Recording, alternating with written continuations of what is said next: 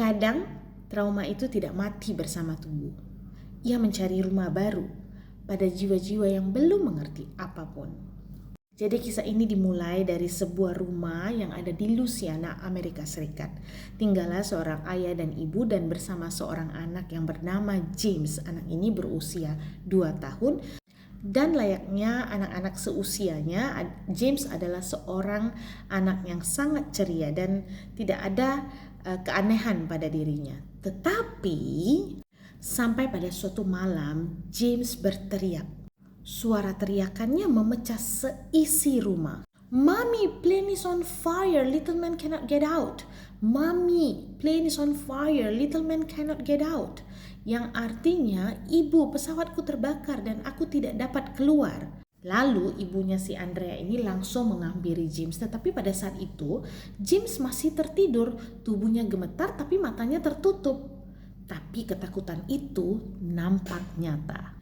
Itu bukan mimpi yang pertama, tapi itu adalah awal dari sebuah teror yang panjang. Setiap malam jeritan itu semakin keras. Kadang James memukul udara seperti dia sedang mengendalikan sebuah pesawat. Kadang juga dia memegang dadanya seperti rasa terbakar yang begitu sangat.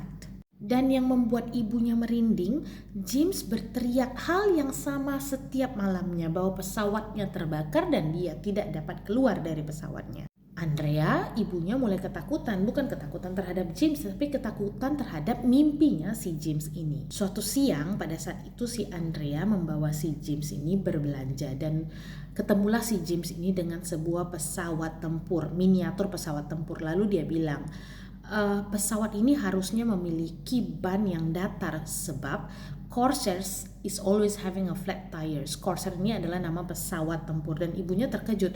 Seorang anak 2 tahun yang harusnya belajar untuk berbicara, tetapi anak ini mengetahui jenis pesawat tempur yang bernama Corsair dan Corsair memiliki ban yang datar. Ada lagi satu kejadian ketika ayahnya si James ini sedang menunjukkan sebuah buku sejarah, menunjukkan kepada James, lalu ada satu pesawat tempur, lalu dia dengan semangatnya menunjukkan tangannya ke pesawat itu dan berkata bahwa ini pesawat inilah yang aku terbangkan. Lalu ayahnya mencari lebih detail lagi. "Pesawat ini siapa yang terbangkan?" Ayahnya bertanya. Lalu James bilang, "Pesawat ini adalah pesawat yang aku terbangkan dan pesawat ini jatuh dan ketika itu aku mati." Ayahnya terdiam seolah-olah jantungnya sudah berhenti berdetak saking kagetnya mendengar jawaban si James. Tapi rasa penasaran ayahnya bertanya lagi, "Di mana kamu jatuhnya?" Lalu James menunjukkan peta, di sini tempat aku jatuh, di dekat perairan Iwo Jima.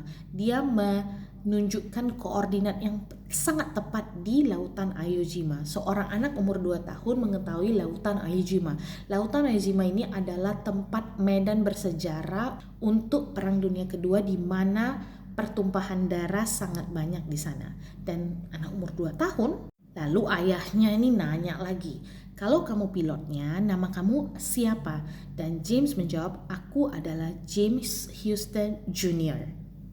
Orang tuanya saling pandang dan untuk pertama kalinya ketakutan itu semakin menjadi nyata. Ayahnya of course langsung membuka arsip-arsip militer, dokumen-dokumen perang dan foto-foto lama. Nah, ketemulah ayahnya si James ini dengan seorang letnan muda yang bernama James Houston Jr. yang memang benar menerbangkan pesawat tempur Corsair itu, dan memang James Houston Jr. ini mati karena pesawatnya jatuh di lautan Iwo Jima seperti yang dijelaskan oleh si James yang berusia 2 tahun. Dan cara si James Houston Jr. ini mati juga disebutkan bahwa dia itu terbakar di pesawat dan pesawatnya itu jatuh ke dalam air. Dan ada satu lagi fakta mengenai James Houston Jr. ini, dia adalah satu-satunya tentara yang mati di medan peperangan tetapi jasadnya tidak ditemukan. Seolah-olah masih terjebak di lautan Iwo Jima itu. Nah, lalu ayahnya berinisiatif untuk mencari tahu lebih banyak ataupun kebenaran dari cerita si James kecil ini. Nah, James itu ayahnya ini membuat satu pertemuan dengan veteran-veteran di kapal induk Natoma Bay. Nah, jadi Natoma Bay ini adalah pusatnya dari kapalnya si James Houston Jr. Dibawalah dia ke sana. Ketika dia jumpa dengan veteran-veteran yang pada Perang Dunia Kedua itu, dia melihat satu orang laki-laki dan dengan santainya dia bilang begini, "Hi Jack," kayak udah lama kenal. Terus Jack ini nanya, "Kamu tahu nama saya dari mana?" Lah, kita kan teman, kata James yang berusia 2 tahun ini. Ternyata James dan Jack ini adalah rekan sekamar. Jadi si Jack ini terkejut dan menangis. "Temanku," katanya. Jadi nama yang disebutkan, bagaimana anggota militer itu mati, di mana mereka bertemu, bagaimana jenis pesawatnya, semuanya perfect benar. Untuk seorang anak umur 2 tahun itu adalah sangat luar biasa. Lalu ayahnya berinisiasi lagi untuk membawa James ke perairan Ayojima, tempat di mana kapal itu terbakar dan jatuh. Ketika mereka sampai di titik koordinat itu tanpa diberitahu, James berkata, "Disinilah aku terjatuh dan mati." Lalu mereka menaburkan bunga. Menaburkan bunga itu seperti memutuskan rantai memori. Begitu James pulang dari lautan Iwo memori dia tentang James Houston Jr. pelan-pelan mulai memudar dan akhirnya James lupa dengan kehidupan yang lampau.